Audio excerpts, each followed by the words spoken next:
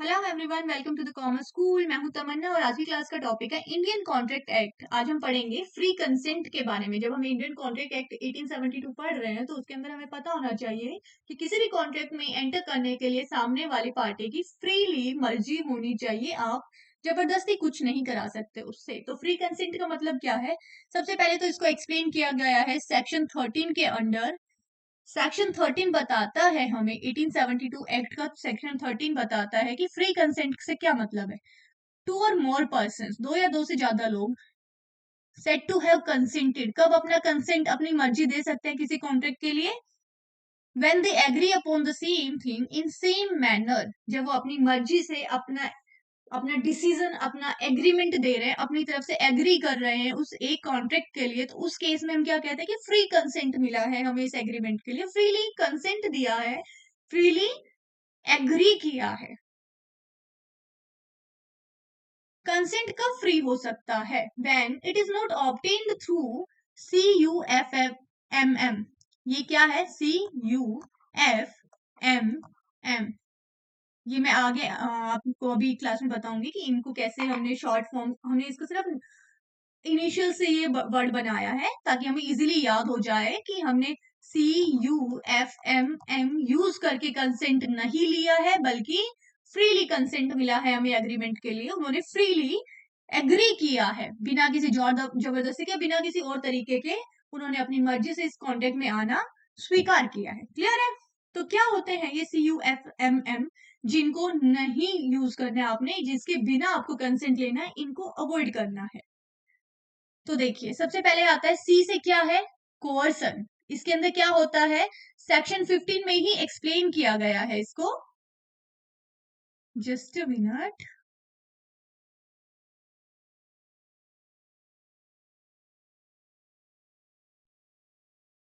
Yes. तो section 15 ने explain किया कि थ्रेटनिंग या फिजिकल प्रेशर इन्वॉल्व है, या धमकी दिया है, या आपने फिजिकली प्रेशराइज किया है किसी को, a person to whom money has been paid or anything delivered under coercion must repay or return it। अगर आपने किसी को पैसा देकर या फिजिकल प्रेशर लगाकर या उसको धमकी देकर किसी भी तरीके से आपने किसी को, आपने किसी से क्या किया है? कंसेंट हासिल कर ली है, तो ऐसे केस में क्या होता है? मस्ट रिपे और रिटर्न इट। आपको वापस करना है वो पैसा या रिटर्न करना है, क्योंकि ये एग्रीमेंट क्या है? वॉइडेबल है, वॉइड नहीं है। कोर्सन में बी डायरेक्टेड अगेंस्ट, एक पार्टी के अगेंस्ट हो सकता है, या ऐसा कोई जिसे कॉन्ट्रैक्ट के बारे में पता ही नहीं है, स्ट्रेंजर टू द कॉन्ट्रैक्ट, ऐसे इंसान के अगेंस्ट भी आपने यूज किया होगा इसको। तो इन दैट केस अगर आपने कोर्सन यूज किया है तो वो कॉन्ट्रैक्ट क्या है? वैलिड नहीं है, वो इनवैलिड कॉन्ट्रैक्ट है। और ऐसे केस में क्या हो जाता है? वो सामने वाली पार्टी चाहे तब उस कॉन्ट्रैक्ट के अगेंस्ट आपके खिलाफ क्या कर सकती है? केस कर सकती है कोर्ट में जाके। क्लियर है? चलिए, अब है अनड्यू इन्फ्लुएंस। हमने बात की थी CUFMM। सी से हो गया, क्लियर कर लिया हमने, कॉशन नहीं यूज करना है। यू से अनड्यू इन्फ्लुएंस, सेक्शन 16 ने एक्सप्लेन किया है कि अनड्यू इन्फ्लुएंस क्या होता है। One party is in position to dominate the will of the other. एक पार्टी ऐसी पोजीशन पर है कि दूसरी पार्टी की मर्जी को इन्फ्लुएंस कर सकते, डोमिनेट कर सकते हैं। यानी कि एक पार्टी के पास इतनी पावर है, अब वो किसी भी तरीके की पावर हो सकती है, पॉलिटिकल पावर हो सकती है, या आपके ऑफिस में आपका कोई सीनियर है, उसके पास ये पावर है कि वो आपके डिसीजंस को इन्फ्लुएंस कर सके, डोमिनेट कर सके। वो जबरदस्ती आपसे आपकी कंसेंट हासिल कर सके, आपकी मर्जी हासिल कर सके जबरदस्ती। तो डोमिनेंट पार्टी ऑब्टेन करती, एक अनफेयर एडवांटेज आ जाता है डोमिनेट पार्टी के पास में कि वो आपसे कॉन्ट्रैक्ट जबरदस्ती साइन करा ले, प्रेशराइज ना करते हुए भी, क्योंकि वो आपसे सीनियर है, वो आपसे ऊपर है, उनके पास और अलग अलग पावर्स है, वो आपको परेशानी में डाल सकते हैं। इसीलिए आप क्या कर रहे हो? कॉन्ट्रैक्ट साइन कर रहे हो। तो इस केस में भी आप उस कॉन्ट्रैक्ट को कैंसिल कर सकते हो, वो कॉन्ट्रैक्ट वैलिड नहीं है। तो एसेंशियल्स क्या है कि डोमिनेटिंग पार्टी है वो रियल है, उसके पास एक अथॉरिटी है आपके ऊपर। ही इज इन पोजिशन, वो पोजिशन में कि आपको डोमिनेट कर पाए, आपकी विल को डोमिनेट कर पाए। डोमिनेटिंग पार्टी क्या है? एडवांटेज ले रही है दूसरे का। क्लियर है? लेकिन इसमें प्रूव कौन करेगा कि भाई वो डोमिनेटिंग पार्टी है इसीलिए उसने मुझसे जबरदस्ती कॉन्ट्रैक्ट साइन करा लिया?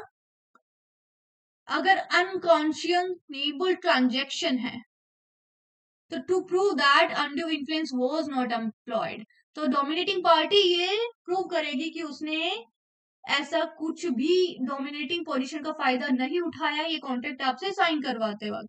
अगर कोई और ट्रांजेक्शन है तो वीकर पार्टी है, वो दूसरी पार्टी, सामने वाली पार्टी यानी कि आप जो विक्टिम हो, वो इस चीज को प्रूव करेगा कि अनड्यू इन्फ्लुएंस यूज किया गया था मुझसे ये कॉन्ट्रैक्ट साइन कराने के लिए। क्लियर है?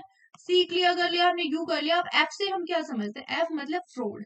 सेक्शन 17 में हमने एक्सप्लेन किया है इंडियन कॉन्ट्रैक्ट एक्ट के कि एफ से मतलब होता है फ्रॉड। फ्रॉड को कैसे डिफाइन करोगे आप? Any of the following acts, नीचे दिए गए सारे एक्ट में से कोई भी एक चीज की गई है, कमिट की है एक पार्टी ने दूसरी पार्टी के अगेंस्ट कॉन्ट्रैक्ट साइन कराने के लिए।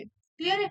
जैसे कि कोई फॉल्स फैक्ट का सजेशन दे दिया है ना, आपसे कॉन्ट्रैक्ट साइन करा लिया कि अरे इधर तो नया कुछ हाईवे वगैरह कुछ आने वाला है और ये वाली प्रॉपर्टी हम बेच रहे थे। फ्रॉड किया है ना आपने, हाईवे के नाम पे आपने उसको प्रॉपर्टी बेच दी है, कॉन्ट्रैक्ट साइन कर लिया है, प्रॉपर्टी का एग्रीमेंट हो गया, सब हो गया, लेकिन ये तो फ्रॉड, हमने फॉल्स फैक्ट सजेस्ट करते हुए क्या किया, उससे साइन करा लिया उस कॉन्ट्रैक्ट को।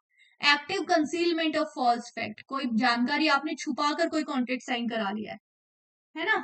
जैसे कोई डिस्प्यूटेड प्रॉपर्टी, आपने वो कोर्ट की प्रोसीडिंग्स वगैरह उसके साथ शेयर नहीं की कि डिस्प्यूटेड प्रॉपर्टी है और आपने उससे साइन करा लिया एग्रीमेंट। अब ये क्या है, आपने जानबूझकर कोई इन्फॉर्मेशन छुपाई है ना, तो ये क्या किया आपने, फ्रॉड किया है।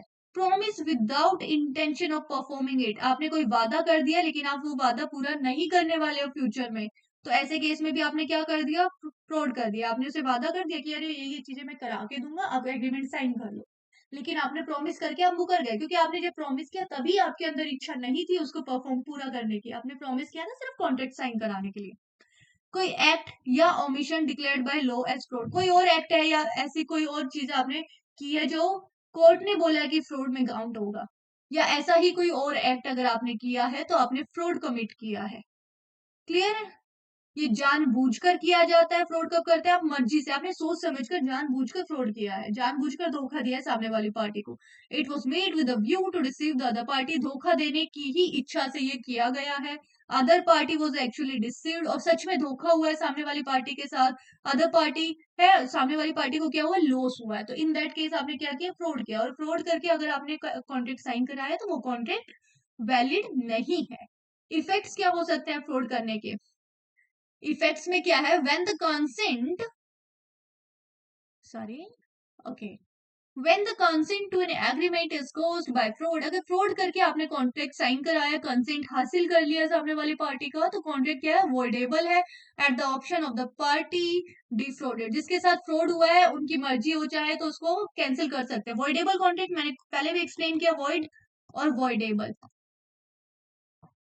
वॉइड कॉन्ट्रैक्ट क्या है कि जो वैलिड ही नहीं है, जिस कॉन्ट्रैक्ट को माना ही नहीं जा सकता। वॉइडेबल जो कैंसिल करने की सिचुएशन में, आप चाहे तो उसको कैंसिल कर दे, आप चाहे तो उसको कंटिन्यू करें, आपकी मर्जी पे डिपेंड करता है। वो वॉइडेबल, वो कैंसिल होने की हालत में है वो कॉन्ट्रैक्ट, उसको कैंसिल किया जा सकता है लेकिन डिपेंड करता है आपकी मर्जी पर। क्लियर है?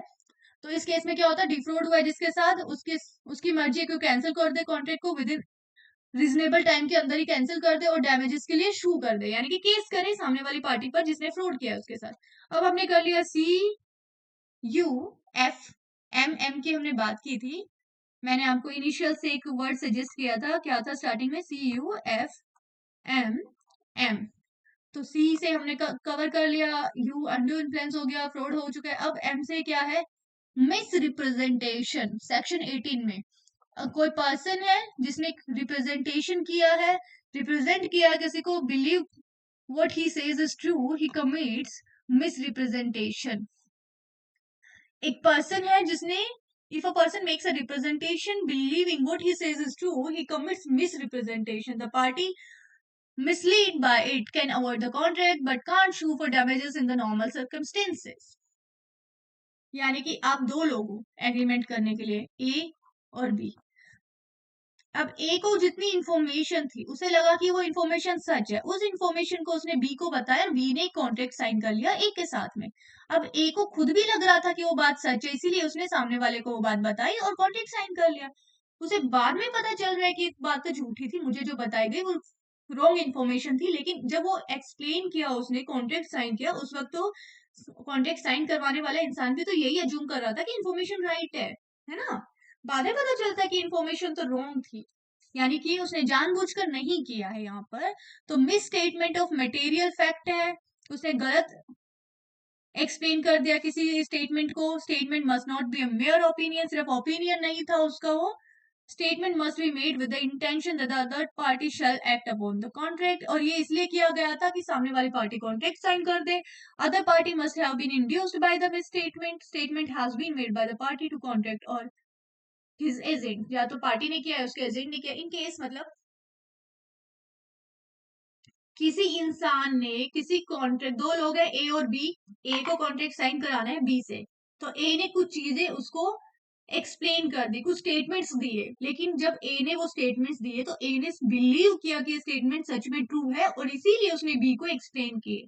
लेकिन बाद में पता चलता है जो स्टेटमेंट्स उसने दिए थे वो गलत थे, लेकिन ए को भी उस वक्त नहीं पता था, उसने मिस रिप्रेजेंट कर दिया है उन स्टेटमेंट्स को लेकर। तो इस केस में क्या हो सकता है, कॉन्ट्रैक्ट कैंसिल तो कर सकता है, अवॉइड तो कर सकता है, लेकिन जो नुकसान हुआ है उसके लिए शू नहीं किया जा सकता है पार्टी को, क्योंकि जब उसने स्टेटमेंट दिए थे तो खुद भी बिलीव कर रहा था कि ये ट्रू स्टेटमेंट्स है। क्लियर है? अब बात करते हैं मिस्टेक्स की। तो मिस्टेक्स के केस में हमने अभी आपको बताया कि हमारे पास वर्ड था CUFM M, अभी लास्ट में M बचा है जिसका मतलब है मिस्टेक। सेक्शन 20 से 22 तक हमने मिस्टेक्स की डेफिनेशन को कवर कर रखा है, प्रोविजंस को कवर किया है। तो सेक्शन 22 में क्या है, मिस्टेक्स क्या होती है, जो parties to an agreement are under a mistake, वो एक मिस्टेक कर रही है as to matter of fact which is essential, जो एग्रीमेंट के लिए असेंशियल है उन फैक्ट्स को लेकर मिस्टेक कर दी है, तो वो एग्रीमेंट क्या है, वॉइड हो जाता है। Mistake should be matter of fact not matter of law, law से रिलेटेड कोई मिस्टेक नहीं है, बस फैक्ट की मिस्टेक है। Mistake should not be unilateral, mistake नहीं है, दोनों पार्टीज ने की है।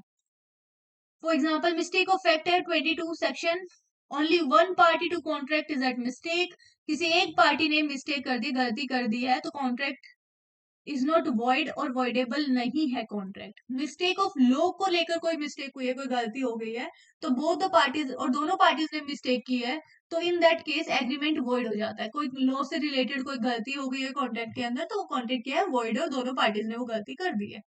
मिस्टेक ऑफ फैक्ट सिर्फ एक पार्टी करती है, कॉन्ट्रैक्ट वॉइड या वॉइडेबल नहीं होता है। absence of effects of absence of free consent, section 19 से 22 तक, अगर फ्री कंसेंट नहीं लिया गया है, एग्रीमेंट साइन कराते वक्त फ्री कंसेंट नहीं लिया है, CUFM M में से कुछ यूज करके कॉन्ट्रैक्ट साइन कराया गया, तो इन दैट केस क्या होगा, सेक्शन 19 एंड 19A क्या कहता है, कॉन्ट्रैक्ट वॉइडेबल है। अगर कंसेंट कैसे लिया गया है, CUFM यूज करके कॉन्ट्रैक्ट लिया गया है, तो क्या है वो, वॉइडेबल कॉन्ट्रैक्ट है। सेक्शन 20 क्या बोल रहा है, एग्रीमेंट वॉइड है अगर बायलेटरल मिस्टेक थी, बायलेटरल मतलब दोनों पार्टीज की मिस्टेक थी। 21 क्या कहता है, कॉन्ट्रैक्ट इज वॉइड और वॉइडेबल इफ मिस्टेक है इंडियन लॉ की। सेक्शन 22 कह रहा है contract is not voidable, voidable नहीं है अगर यूनिलेटरल मिस्टेक है। क्लियर है? तो ये था आज की क्लास का टॉपिक। अब हम मिलेंगे नेक्स्ट क्लास में नए टॉपिक के साथ, तब तक के लिए बाय बाय, थैंक यू।